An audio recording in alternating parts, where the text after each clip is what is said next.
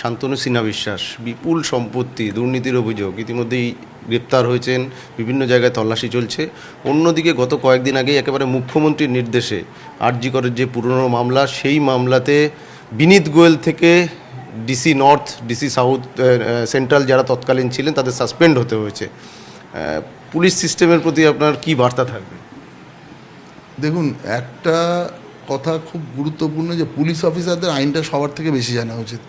একজন কালীঘাটে 9 বছর ধরে রাজত্ব করলেন, ওসি থেকে ডিসি হয়েছেন, উনি এই আইনটাও জানেন না যে মানে নিজে এইভাবে সম্পত্তি, নিজে বা নিজের পরিবারের লোক এতটা সম্পত্তি কি করে মালিক হলেন, মানে এই আইনটাও যে জানেন না যে আয়ের সাথে ব্যয়ের সামঞ্জস্য রাখতে হয়।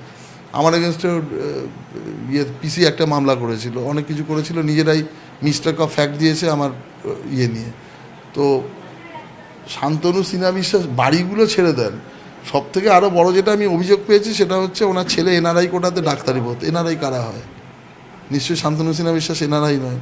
আরও ভয়ঙ্কর তথ্য শুনলাম যে একটা ছেলের একটা কোম্পানি ছিল যেখানে 400 কোটি টাকা ট্রান্সফার হয়েছে। আমি জানি না এরা কীভাবে পাস করেছে। I am very worried about their qualification or মানে পোটেনশিয়াল। তো পুলিশ অফিসার হিসেবে এগুলো জানেন না, বা বিনীত গোয়েল যে কাজগুলো করেছেন জানতেন না। পরবর্তীকালে যে মানে 20 বছর পরেও ওই মামলা রিওপেন হতে পারত, তো তার ফল তো ভুগতে হবে, কিছু করার নেই। আর আগামী দিনে চাইবো পুলিশকর্মীরা ডিএ পান, পুলিশকর্মীরা কাজের বিনিময়ে এক্সট্রা যে ওনাদের যেটা দেওয়া হয় 1 মাসের স্যালারি এক্সট্রা, সেই টাকাটা পান, কিন্তু সৎভাবে মাথা উঁচু করে বাঁচুন। এইভাবে চুরি করে হাজার হাজার কোটি টাকা, 100 কোটি টাকার ইয়েটা চাই না।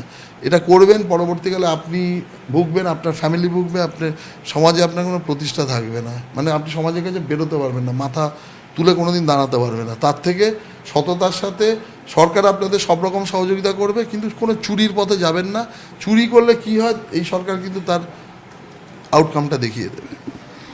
একেবারেই আমরা কথা বললাম সোনারপুর উত্তরের বিধায়ক দেবাশিস ধর, প্রাক্তন আইপিএস, আর নিজের যে পুলিশ জীবনের অভিজ্ঞতা, সেই অভিজ্ঞতাকেই কিন্তু তিনি মূলত কাজে লাগাতে চান। আর 5 জন সাধারণ রাজনীতিবিদের মতন নয়, তবে সরকারের যে দুর্নীতির ক্ষেত্রে জিরো টলারেন্স, সেই নীতিকে সামনে রেখেই আগামী দিনে তিনি এগিয়ে যাওয়ার সংকল্প নিচ্ছেন।